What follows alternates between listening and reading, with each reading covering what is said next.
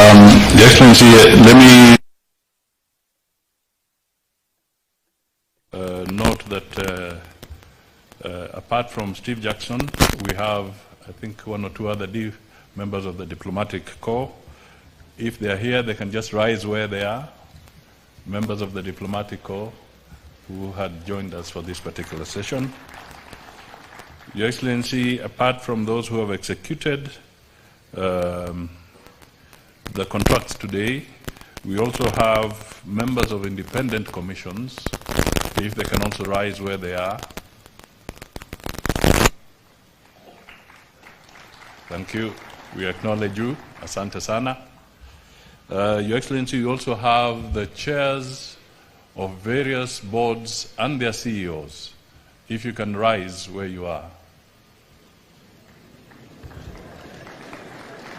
Wow. Asanteni sana, tafadhali. We also have the chairs of the councils of the universities and the VCs. If they are present, they can also rise. Asanteni sana. We also have the various legislators who came in, heads of committees. If they are present, again, you can rise, the ones who made it. Thank you for representing the Parliament.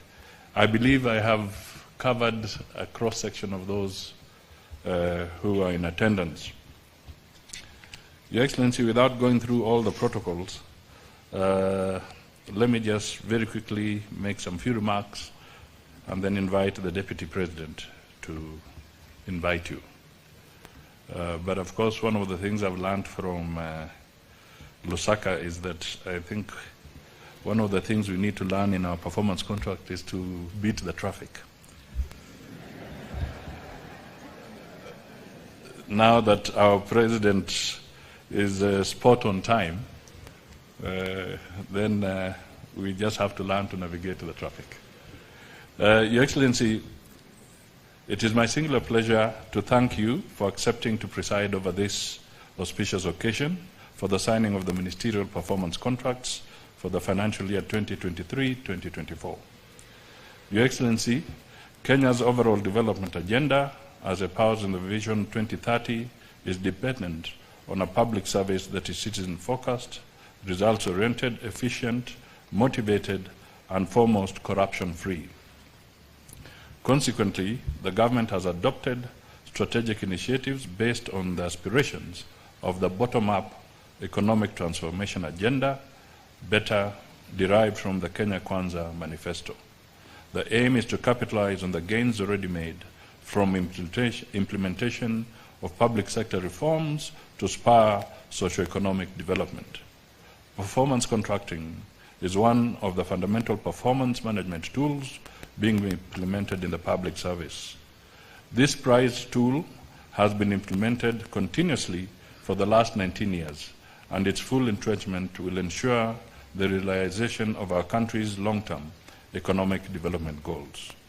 Your Excellency, the first-level performance contracts are signed annually between yourself and the respective cabinet secretaries, and thereafter cascaded to downstream institutions. These contracts provide linkages between planning, budgeting, and clear deliverables. It is worth noting that the performance contracts being signed today are the first under your administration.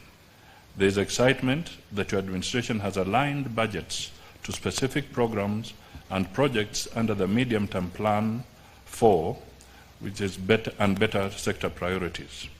This ensures synergy between budgetary resources and specific targeted deliveries.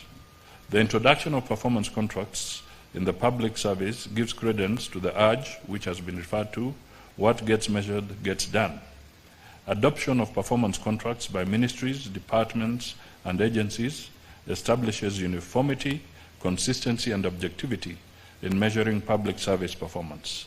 Sustained implementation of the contracts should enable public institutions to refocus on improving institutional governance and efficient use of public resources, leading to effective service delivery as demanded by us by the Constitution. Your Excellency, Executive Order Number 1 of 2023 entrusts my office with coordination of performance management in the public service. Since then, I have made several promissory pronouncements regarding the public service we envision for Kenya. Today, I will restrict myself to presenting a report leading to today's event. The first port of call was to re-engineer performance management through tested strategic initiatives. First, the performance contracting process has been automated through the development and rolling out of the Government Performance Contracting Information System. This has made the process fully web-based and therefore set to minimize the need for lengthy interpersonal interventions and consequently saving valuable management time. Second, my office has initiated the development of a public service management bill that seeks to streamline and standardize performance management in the public sector.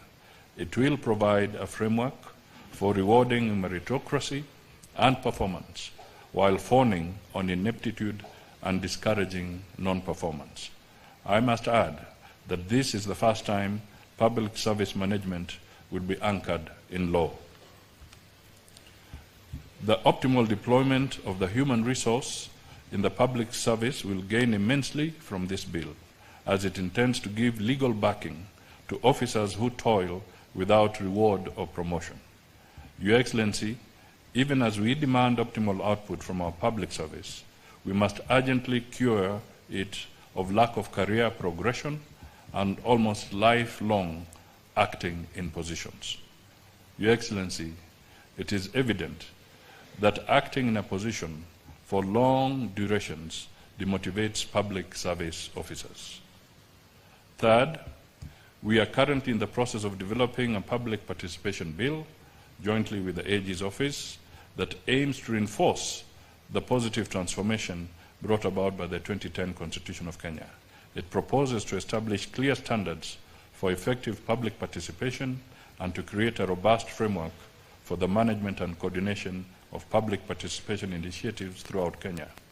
Cognizance of the constitutional principles and values of governance, the proposed bill seeks to place the citizens at the heart of governance processes, thereby ultimately promoting more inclusive and accountable governance. By doing so, we aim to strengthen the state-society relations and ensure that the voices of citizens are actively considered in decision-making processes. Your Excellency, the background to this is that in tandem with performance management, public sector reforms are vital to a government that is responsive, efficient, and citizen-centric.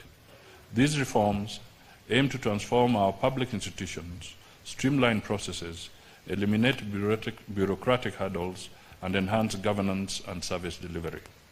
It is clear in my mind that by undertaking these reforms, we are creating an enabling environment that fosters economic growth, attracts investments, and improves the quality of life for all Kenyans. However, to effectively implement performance management, productivity mainstreaming, and public sector reforms, we must adopt a multifaceted approach, embracing a culture of continuous learning, professionalism, and perfection will enhance effectiveness and efficiency in MDAs.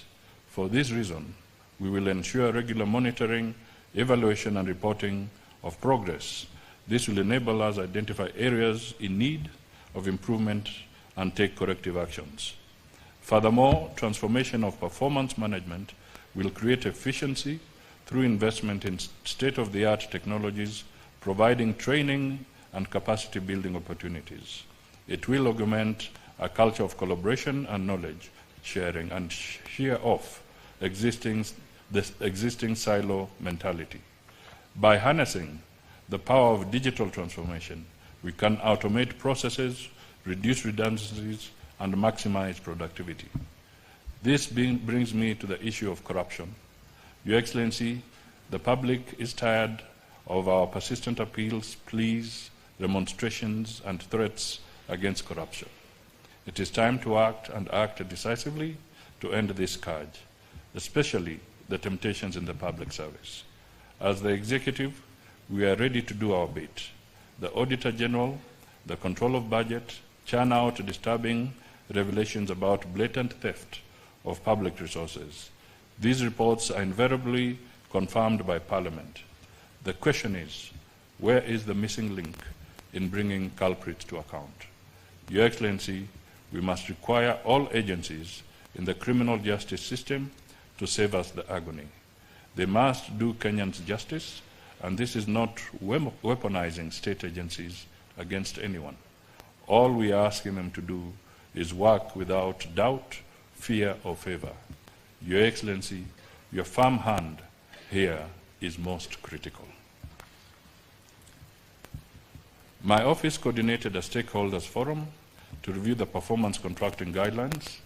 There was unanimous consensus that we refocus MDA's performance contracts to deliver more on their core mandates. As a consequence, MDAs are now required to include in their performance contracts the following indicators that are core to the government's transformative agenda: digitalization of government services to accelerate the adoption of ICT in service delivery; 2, productivity mainstreaming to entrench a culture of performance and productivity to enable MDAs measure the efficiency and effectiveness of resource utilization to realize maximum output with fewer inputs; and 3, implementation of the Presidential Directive on National Tree Growing Restoration Campaign to accelerate the growth of 15 billion trees for restoration of 10.6 million hectares by 2032.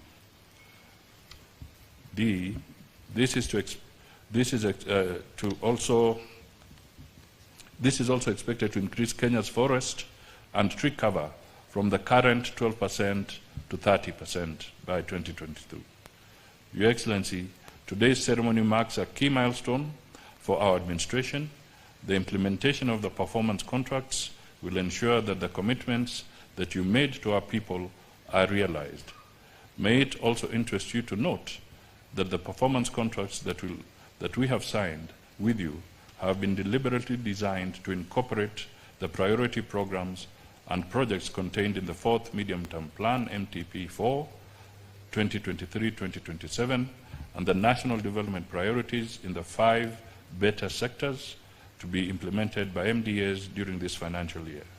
The remaining performance contracts will be finalized, signed, and cascaded to other levels to facilitate timely implementation of commitments captured in the contracts for this financial year.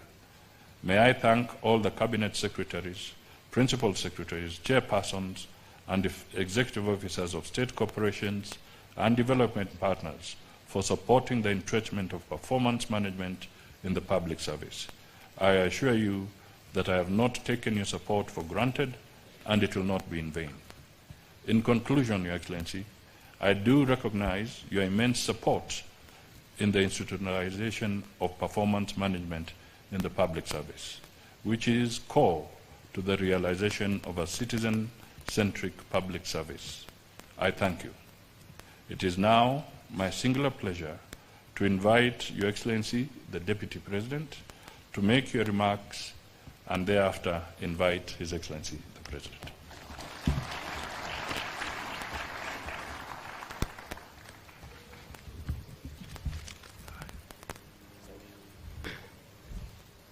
Your Excellency,